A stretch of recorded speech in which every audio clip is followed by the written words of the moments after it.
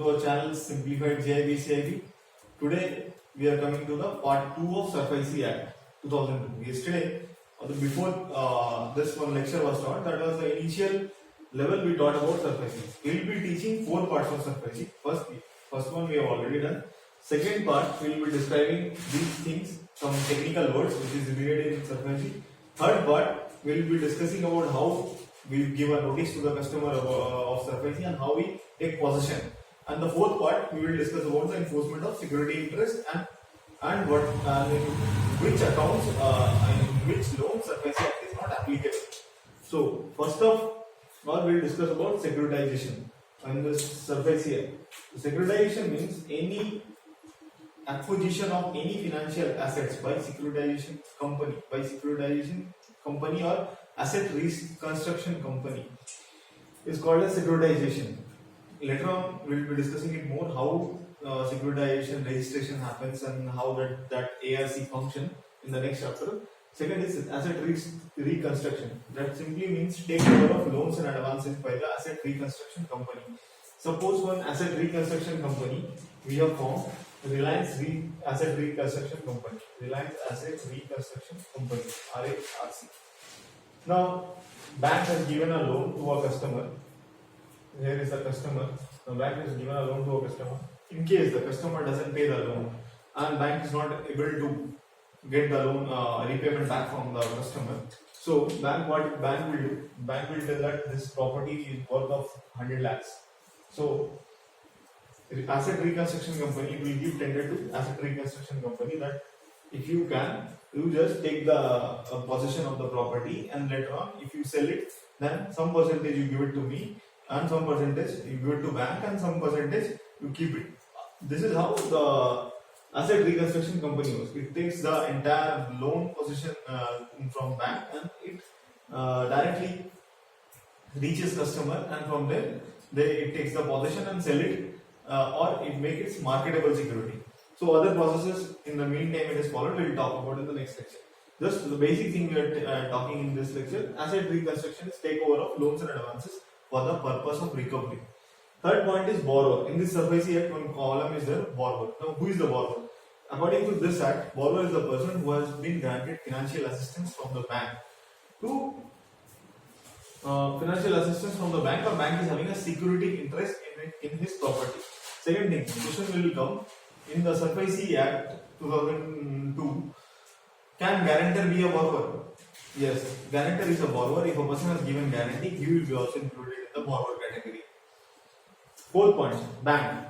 Earlier, this rule is applicable to all the scheduled commercial banks, even cooperative banks also. But in earlier 2002, it was not applicable to RRBs, regional rural banks.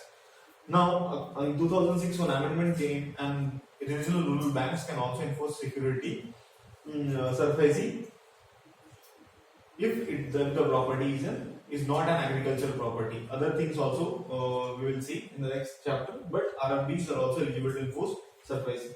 Now, hypothecation is the term, is a charge. It came in the SURFICE Act 2002 only.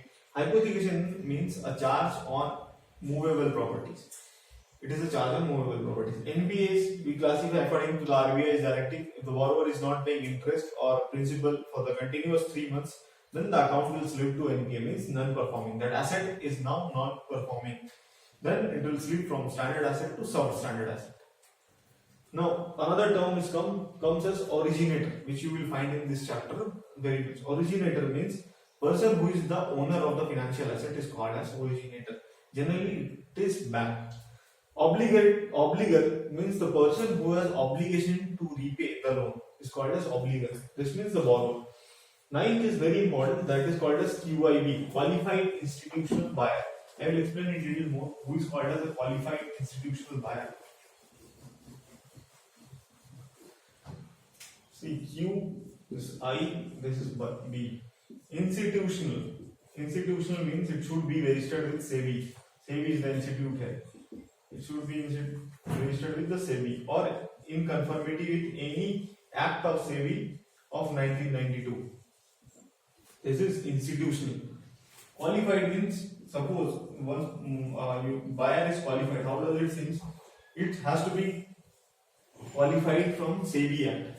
So if the buyer is having permission from SEBI Act 1992, then it is called as a qualified. And who is the buyer? Buyer can be any bank, any financial institution, or bank, or state financial corporation, or industrial corporation, or any ARC, asset restructuring company, any company who is investing on behalf of any mutual fund or provident fund or gratuity fund or any foreign institutional investors to buy a financial asset is called as buyer. Here simple, but one more condition is that it should be registered with SEBI. If it is not registered with SEBI, Securities and Exchange Board of India, then it is not called as a qualified institutional buyer. One more thing, any company can also be called as qualified institutional buyer if it is registered in the Companies Act of 1956 as well as in the SEBI Act of 1992. So those persons, any bank, financial institution, state financial corporation, or any asset reconstruction company, or any company which is registered, which is investing on the behalf of any mutual fund, provident fund, or any foreign gratuity fund, or any foreign institutional investor to buy a financial asset is called as qualified institutional buyer. Most important thing, it should be getting permission from SEBI or from any act of SEBI 1992. Next, we will be getting into the another topic, another point called secured asset. Any asset on which security interest is charged is called as secured asset. Suppose you have taken a home loan. Suppose a borrower has taken a home loan and it has not been mortgaged. It has not been mortgaged. Then it will not be called as a secured asset. If it is mortgaged, it will be called as a secured asset. So, secured assets are those assets in which security interest of bank lies upon. Next is the security agreement. While making an asset as a secured asset, we take the agreement from the customer. Customer comes and deposits all his title deeds, and in return he signs a mortgage agreement or any agreement he signs with the bank. And that agreement is called as a secured agreement or security agreement. Last but not the least, the very important point, what is a security receipt? This is very important to know what is security receipt. Now, a borrower has taken a loan to construct a block. This is the block. Now, the borrower has taken a loan to construct a block from bank, but he has not been able to pay the loan, and this block is remaining half constructed. So who will buy? Nobody will buy this asset. So now bank has sold this asset to asset reconstruction company, ARC. Now asset reconstruction company has taken hold of this property by SARFAESI Act. It has taken the possession of this property. Now to sell this property, it has to make it marketable.